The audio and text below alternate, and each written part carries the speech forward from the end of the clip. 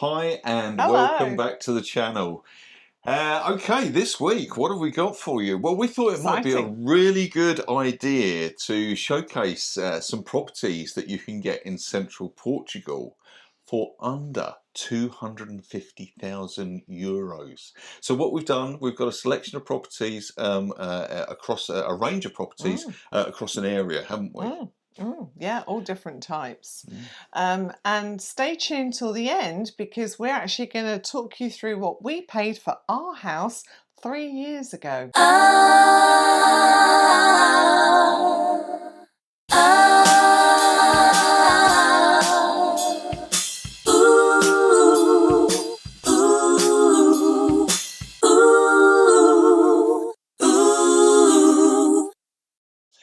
Excellent. So let's just talk about a week quickly. What's been going on?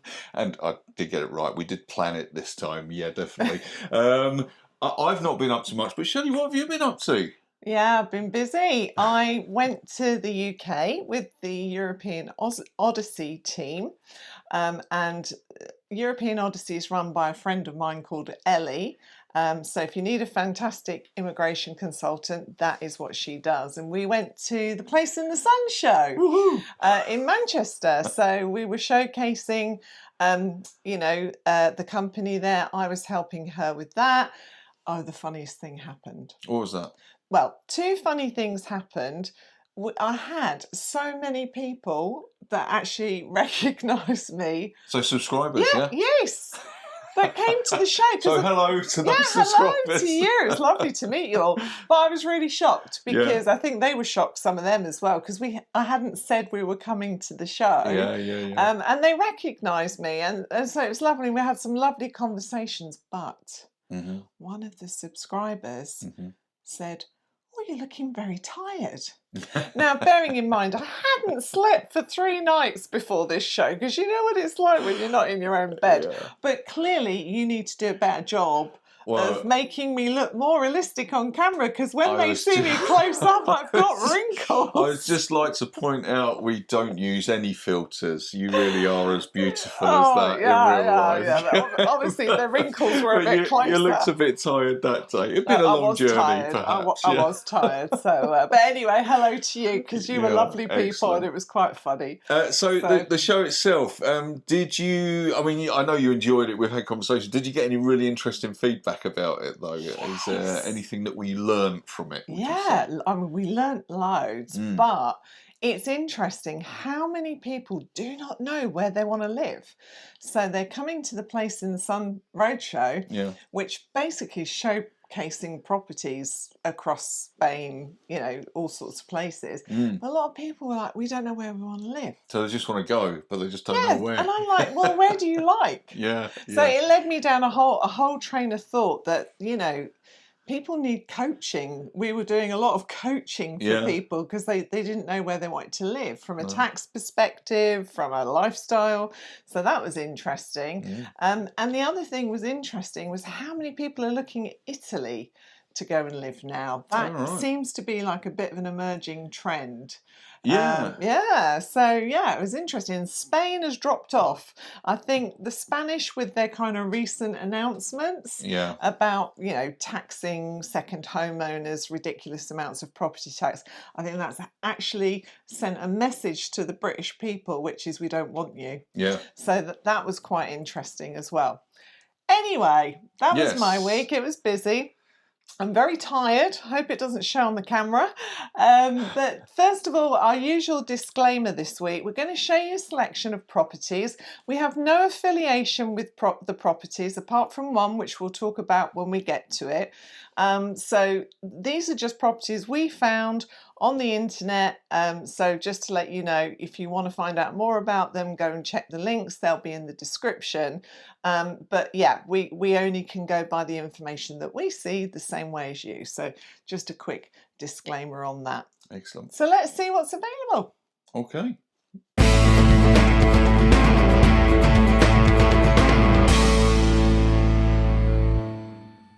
Okay, so let's give a quick overview of the region, Central Portugal. Central Portugal is a very attractive place to actually buy because it's still, even now, is relatively affordable. Lots of the different types of properties are relatively affordable. The landscape here is just stunning, pretty much everywhere you look. It's amazing. So I think it really appeals to people that really like nature and that kind of outdoors lifestyle. It is kind of perfect, whether that's hiking in the hills, water sports or whatever. It truly is an amazing location for people to come. I think also you retain quite a lot of that authentic Portuguese culture. So if you want to mix with the Portuguese, then it's a fantastic location to come to, which is one of the reasons we came here. But also there is there's quite a nice decent amount influx of other immigrants as well from all sorts of different places, Holland, Germany, just to name just a couple. So it's a really nice mix of people, and you get a really good feel about the place here, don't you? It's a nice balance for sure. And some of the features, because people don't always know where Central Portugal is. It's quite big. But some of the features of Central Portugal is the Silver Coast, of course.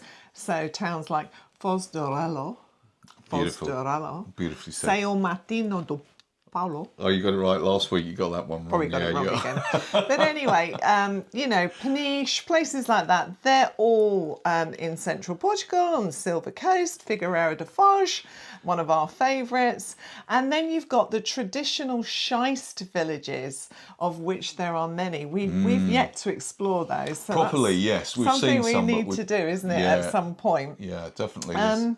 And then you've got, obviously, the river beaches, which are, gosh, everywhere, aren't they? Yeah. And that's just a great alternative if you don't want to go to the coast.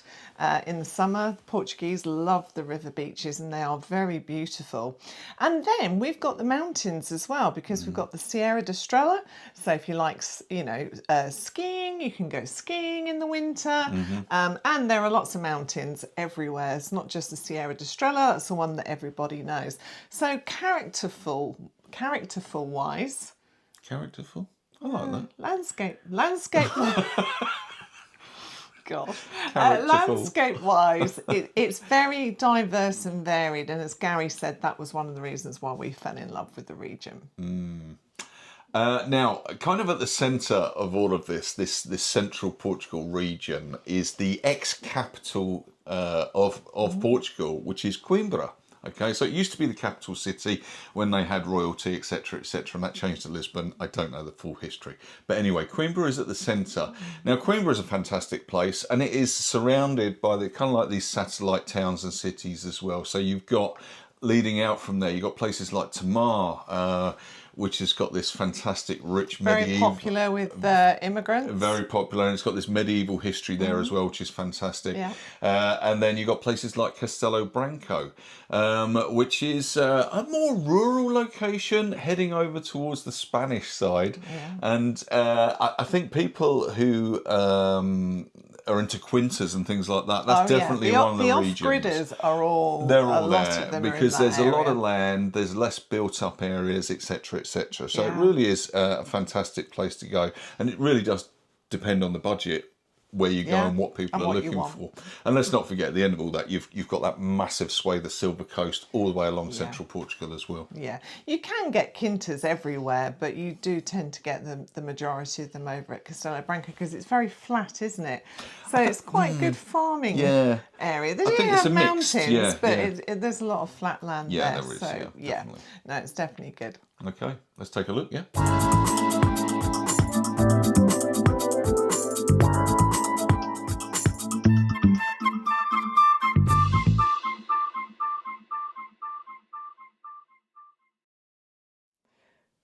This is a quinta in Castelo Branco, in quite a historic village for just under 100k, that has the land to live a self-sufficient life, but not too much land. It has just over 4,000 metres square. The house is in pretty good condition, it just needs updating, but it is ready to live in with a ground floor and large attic with an area of 100 metres square, and it's got 3 bedrooms and 1 bathroom. It has electricity and mains water, which is great because quite often in these types of properties you don't have that. And it also has some air conditioning for those hot Central Portugal summers. It's got a few outbuildings and the surrounding land has fruit trees, a productive olive grove, cultivation area, good sun exposure and a borehole if you want to be off-grid with your irrigation water. Very quiet area with good access to all vehicles. Now this is something you always need to check because sometimes these quintas can be very much off-road. It seems to be located in a quiet village with some services and shops. We like the fact that it appears to be walled all the way round, and it's a great prospect if you want to be self-sufficient but with a house that you could actually move into initially. It doesn't say if the house has a habitation licence, so remember you always need to check that.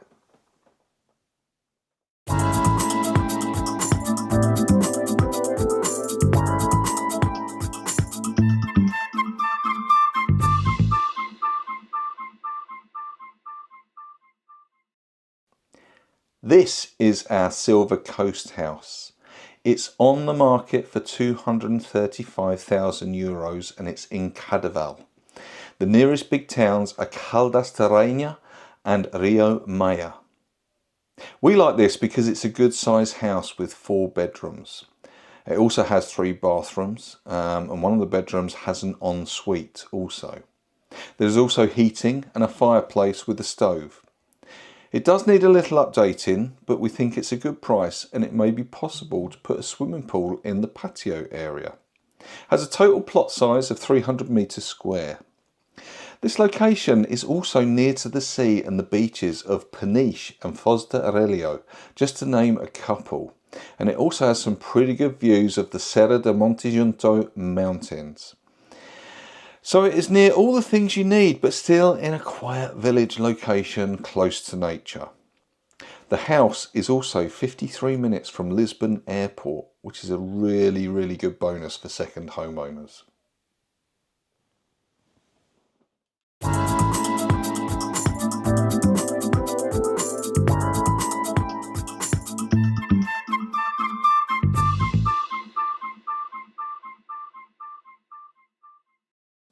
Viseu is a major city in central Portugal, but it's not that well known. This house kind of excited Gary and I. It's near a place called Couto de Cima, which is about 21 minutes from Viseu. It is a quinta on for 210,000 and it has 19,000 metres square of land. Again, that land's manageable, but not and enough to grow all your own veggies, which is good. The house dates back to the 20th century and it has an awful lot of character. I'm already planning the interior. With 3 floors, this could make a really good B&B, and it also has a wine press and cellar. It has 4 bedrooms and a huge attic which runs the whole length of the house, giving you many possibilities. Gary would like a Gary den there. We love it because it's a farm, but with a house that could be amazing with some updating, but you're still near to a major city. Viseu does have its own small airport, but Porto International Airport is 1 hour 33 minutes away.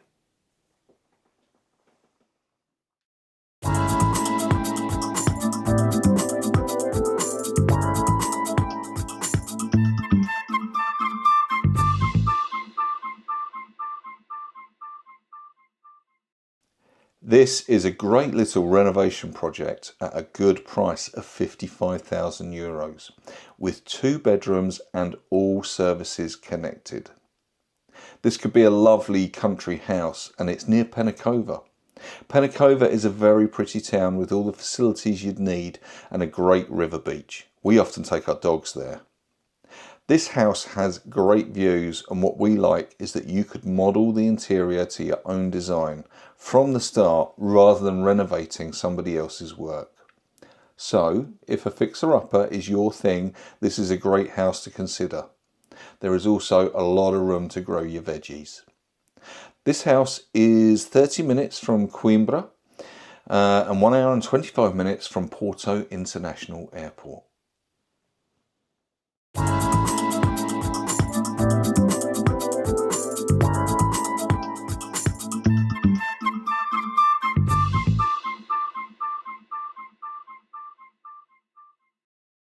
This one is our city dwelling.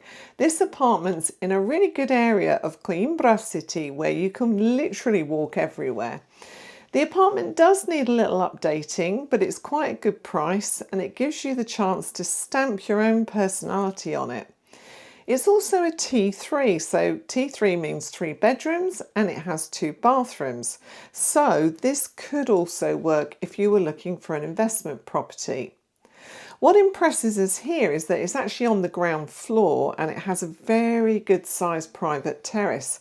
So if you've got a pet or you want some outdoor space, which is you don't often get with these types of properties, it's great.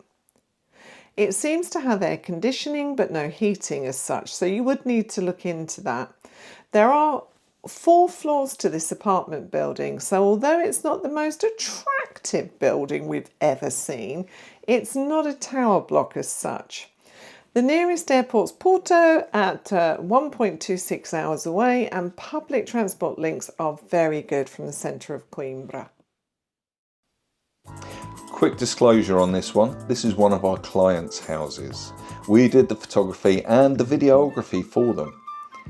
It's near to the lovely town of Mortágua, which is our local town, and this house is all about the views.